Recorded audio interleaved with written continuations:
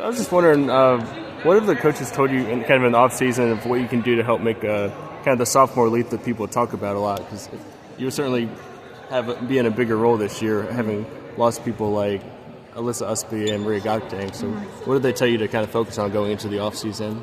I think definitely the leadership part of it is going to be really important, being that voice. Even though I am a sophomore, I can still have that voice and help our freshmen and even the people who are older and the same age as me. And then also just being that presence on the inside. You know, losing Maria, we lose a lot of inside presence, so trying to be that for them is going to be really important for me this year. Absolutely. And also for what would you say, was there a certain skill that you've worked on in the off season that maybe limited your playing time last year that you feel you improved on to help, like you said, take that big step into this season? I think for me, honestly, consistency was the biggest thing. You know, being efficient every practice so it can translate into every game, and then also being more confident in my three. You know, I shot a lot of threes in high school, so showing the college world that I can do that too, and then also be that presence inside. Can you talk a little about the UNC camaraderie and the UNC family, of how big an aspect that is for you all? Because I can see on social media and in public anywhere how tight of a group you all are. And yeah. So I mean, how does that help your on-court success and the chemistry you guys have? Oh my God, our family is amazing. Our culture is great. I mean, these girls are basically my sisters. I wouldn't trade them for anything. You know, I'm so happy I came here. It was one of the best decisions I've ever made.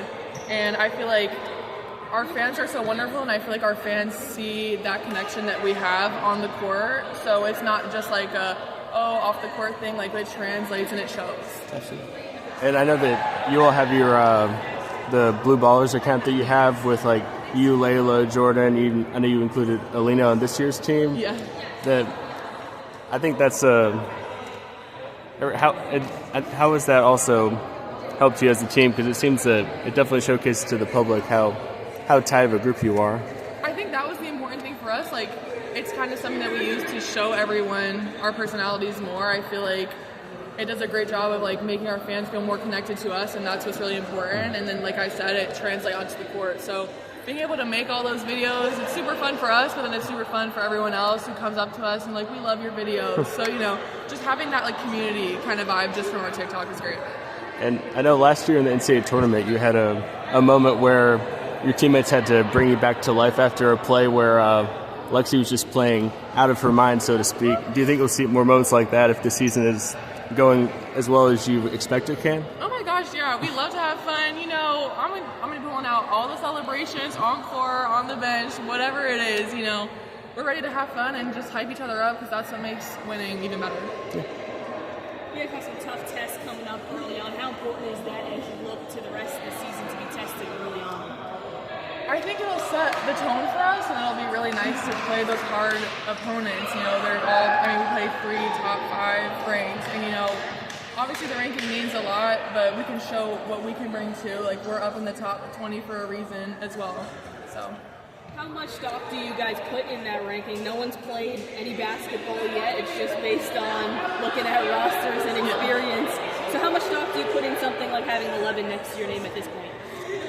Honestly, not too much. It's nice to see that number and to see that we're getting the props that we should be, but like you said, you don't know until we really get out there on the court and see what everyone looks like. So I say we try to not think too much about the numbers, and we try to just be us and play like we always do. And what does that look like? What can Tar Heel fans expect when they come and see you guys play this season? I think for sure a lot of fun. This team loves to have fun, which is one of my favorite things. We compete, we're gritty. It's really fun to be a part of a team that just wants to win, but also wants to have fun at the same time. How do you guys balance the fun and the seriousness of, you're playing, like we just said, right? A lot of tough competition early, but you also still want to have fun. How do you balance that stuff? I would say our coaches do a nice job of leveling us out. We don't get too crazy, but we also need to stay locked in just to keep growing, because that's one of our biggest things, is trying to stay consistent and keep that growth as we can keep progressing in the season. Coach Banghart, all of our assistants, they love to have fun with us, which I think makes it more of a kind of environment where we're okay, we can have fun and play hard, which has been really nice. Another question, and I lost it. What are some things that you guys want to improve on to keep that steady growth throughout the season? I would say the biggest thing is probably being vocal. I think sometimes we have moments where if it's maybe one of our like more down days, being vocal is the thing that gets us out of it, and sometimes we kind of forget that. So staying consistent and being that vocal leadership is going to be really important. Thank you. Thank you.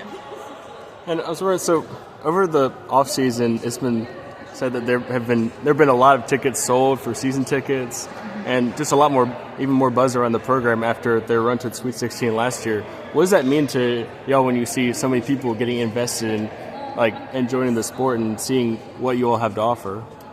It means so much, honestly. Our fan base, like I said, is incredible, and the fact that we get to know everybody is also one of my favorite parts of it. I've been able to meet so many amazing fans, donors, whatever it is, and just seeing how much people love women's sports and how big women's sports is becoming, especially women's basketball, is such a beautiful thing to see. Absolutely. Thank you. Thank you. Hi. Nice to meet you. I'm just going to ask you, probably got asked already about stepping up this last couple of years, but I'm curious about your relationship with Sierra too, and how you had similar roles on the bench together last year, and probably similar roles on the court. What is that going to be like? What is working with her, playing against her like? Oh yeah, I mean, playing with her is so fun. We're very similar, but we also can work really well together at the 4 and the 5 spot. But you know, we've been able to push each other every day. She brings a force of physicality and height, which is nice to play against, because, you know, like being 6'5", I'm like, I need to play against that height, so she brings that, and we're able to be competitive but also have fun together. And you're going to play a bunch of different teams, and some of them are going to throw a lot of size at you. What are those matchups going to be like? What are you thinking about for those games? Yeah, I think defensively is going to be the biggest thing when I play other opponents with size. The physicality is going to be really important. So rooting them off the block and just like staying strong is something that I'm going to need to do. And I think Maria and Alyssa prepared me really well for that. I was saying that Maria was such a physical force down there. So guarding her every day in practice was exhausting, but it helped me, and it's been very beneficial for me to translate this year. Is there anything you can point to specifically that you learned from them? I learned a lot, honestly. They helped me specifically, I would say, with the mental side of it, that switch and knowing, like, okay, I can't dwell on mistakes. I need to keep going, like, for my team, for my seniors, you know. So mentally, they taught me a lot. And then, of course, on the court, I would say Maria just taught me the physicality part of it and just battling every day. And then Liz, her hustle, amazing. Like, I want to embody those things. Thank you. I have one more question, actually.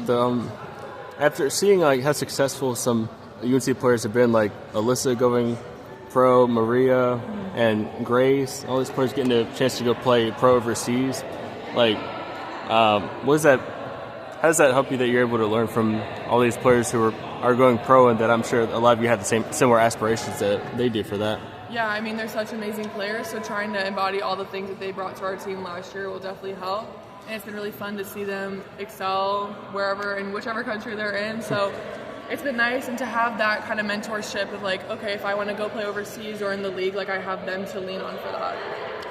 Thank you. Appreciate it. Yeah. Sure. Okay. What is kind of like the